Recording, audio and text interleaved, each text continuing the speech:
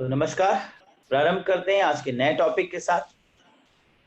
भारतीय संविधान में मंत्रिपरिषद और प्रधानमंत्री के ऊपर क्या कहा गया है, इनके निर्माण के संबंध में, और बहुत मुख्य बातें जो इस संबंध में हैं।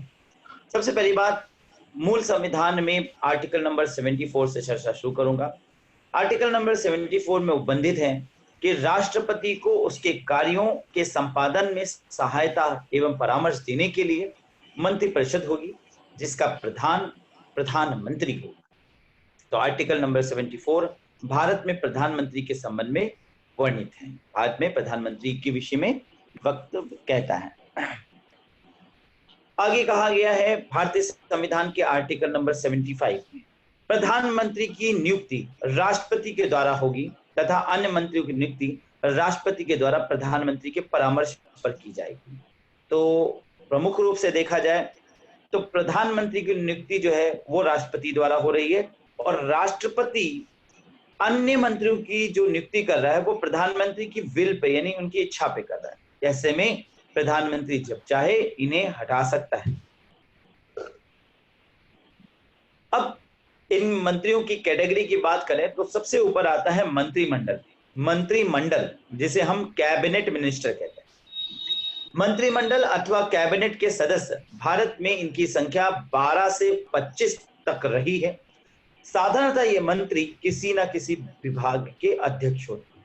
अब यहां पर अगर देखें तो जो उड्डयन है तो उड्डयन विभाग का यानी एरोप्लेन एयरलाइन सबका विभाग का एक श्रेष्ठ व्यक्ति होगा जिसे उड्डयन मंत्री कहा जाएगा।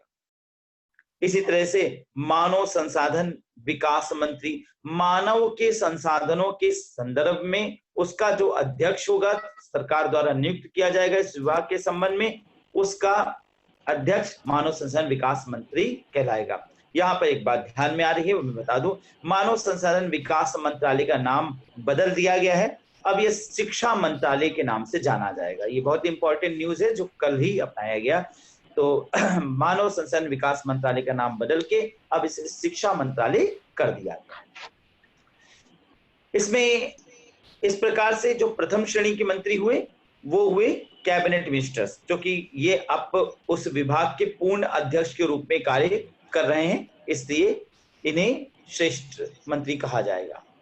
इसके बाद जो दूसरे चरण के दूसरे श्रेणी के मंत्री आते हैं उन्हें राज्य मंत्री कहा जाता है। इनकी स्थिति पूर्व मंत्री तथा उप मंत्री के बीच की होती है। कभी कभी उनके द्वारा विभागों के स्वतंत्र प्रभार के रूप में भी कार्य किया जाता है। जैसे मान लीजिए कि कैबिनेट मिनिस्टर अनअवेलेबल हैं, यानी कि वो अस्वस्थ हैं, वो ठीक नहीं है, वह कहीं बाहर गए हैं, अब उस विभाग का मुखिया उस विभाग के संबंध में कार्य फैसले लेने का कार्य राज्य मंत्री यानी स्टेट मिनिस्टर देख सकता है।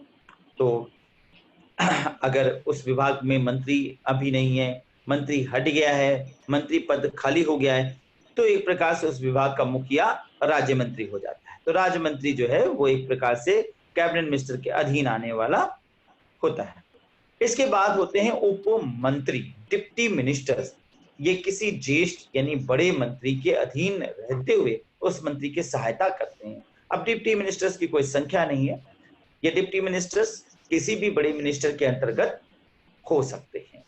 जैसे एक विभाग के कई एक राज्य मंत्री होगा तो कई एक डिप्टी मिनिस्टर्स बनाए जा सकते हैं। कार्यों की समीक्षा के दृष्टिकोण से मान लीजिए मानव संसाधन विकास मंत्री, जिसे हम शिक्षा मंत्री कह सकते हैं, शिक्षा मंत्रालय ने विचार किया कि उच्च शिक्षा, निम्न शिक्षा और कहा जाए प्राइमरी शिक्षा यानी मध्य शिक्षा, प्राइमरी शिक्षा और उच्च शिक्षा, तीनों में गहराई से किसी विचार को करने, गहराई से देखभाल करने के लिए हमें उप मंत्री की नियुक्ति करना चाहिए। तो एक उप मंत्री तीनों अलग अलग नियुक्त हो सकते हैं। इस प्रकार से आवश्यकता अनुसार यहाँ पे मंत्री नियुक्त किया जा सकता है। अब यहाँ पे देखें तो मंत्री परिषद क्या हो गई, एक बृहद संस्था हो गई। कैबिनेट ऑफ मिनिस्टर्स क्या है, एक बृहद संस्था, एक बड़ी संस्था हो गई जिसमें सभी श्रेणियों के मंत्री सम्मिलित हो गए। अब एक प्रकार से बड़ा सर्कमफ्रेंस है जिसमें मंत्री परिषद पूरा समाहित है। मंत्रिमंडल कैबिनेट एक बृहद कैबिनेट मंत्री परिषद के अंतर्गत एक छोटा सा समूह हो गया। अब मंत्री परिषद में तो सबको ही आ गया, मिनिस्टर ऑफ काउंसिल्स की बात करें तो सबको ही आ गया, यानी यहाँ पर कैबिनेट मिनिस्टर भी हो गया, इसके अंतर्गत इसके बाद देखें तो राज्य मंत्री भी हो गया, उसके बाहर देखें तो डिप्टी मिनिस्टर यानी उप मंत्री भी हो गया।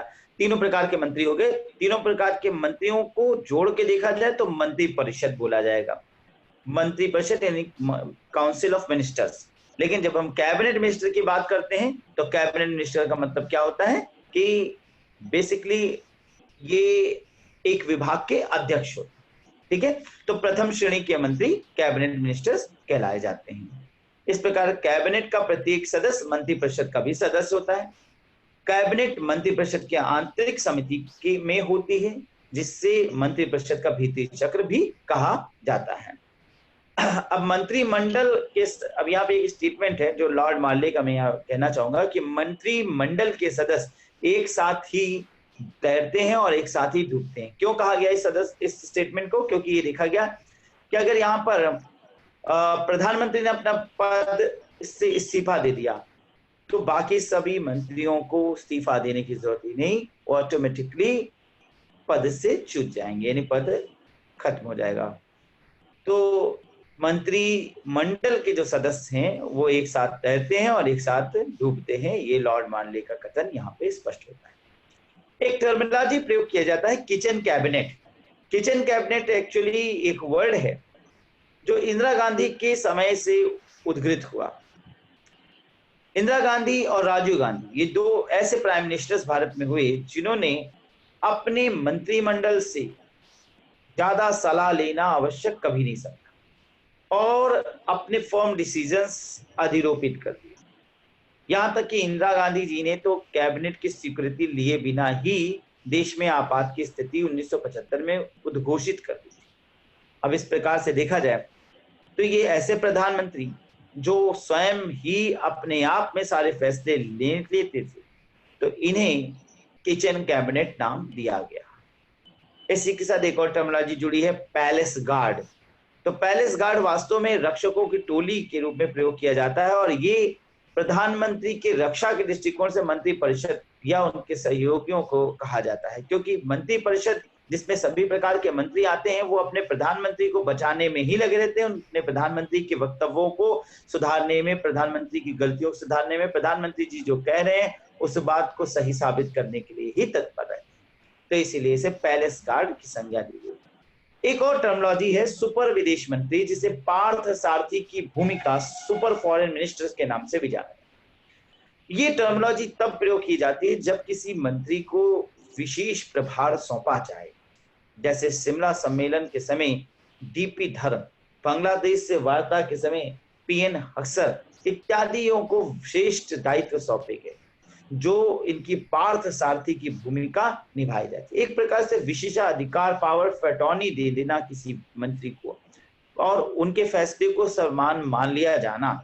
अब एक एग्जाम्पल के रूप में ये कह सकता हूं कि जैसे यूनाइटेड नेशन ऑर्गेनाइजेशन में प्रधानमंत्री को जाकर के वक्तव्य कहना है, बोलना है, परंतु किसी कारणवश वो बीमार है, अस्वस्थ है और राष्ट्रपति भी नहीं जा रहे हैं, तो ऐसे में किसी को पार्थ सारथी की भूमिका निभाते हुए देश में अब देश का प्रतिनिधित्व करने के दृष्टिकोण से और अपने द्वारा लिए गए फैसलों को सही मानना के दृष्टिकोण से उन्हें भेज दिया जाना, ये सब कुछ देखा जाए तो पार्थ सारथी की भूमिका है।